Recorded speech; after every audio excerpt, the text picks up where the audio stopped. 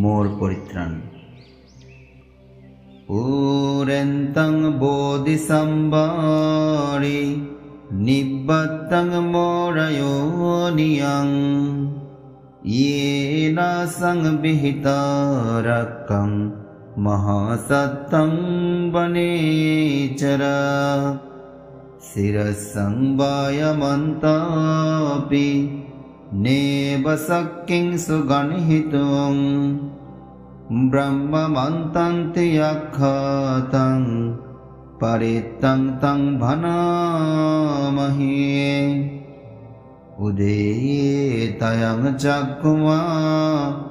एकराजा हरिश्रवणो पटविप्पवासो तं नमस्सामि हरिश्रवणं पटविप्पवासं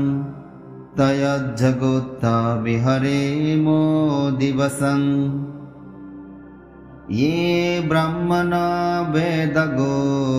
सब्बदम्मे ते मे नमो ते च मं पालयन्तु नमस्तु बुद्धानं नमस्तु बोधिया नमो विमुक्तानं नमो विमुक्त्या इमं सुपरितं कृत्वा मोरो चरति एषना अपेतयं चक्मा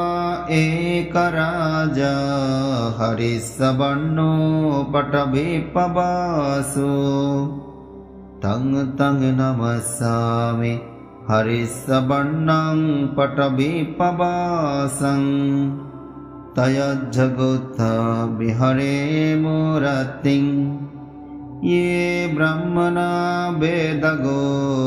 सब्बदम्मे ते मे नमो ते च मं पालयन्तु नमस्तु बुद्धानं नमस्तु बोधिया नमो विमुक्तानं नमो विमुक्त्या इमं सुपरितं कृत्वा मोरो वासमखपयेति एतेन सच्चवज्रेण सुत्थिते होतु सर्वदा एतेन सच्चवज्रेण सर्वदुःख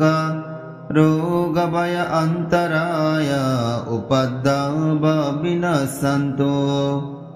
एतेन सच्चवज्रेण होतु ते जयमङ्गलान्ति।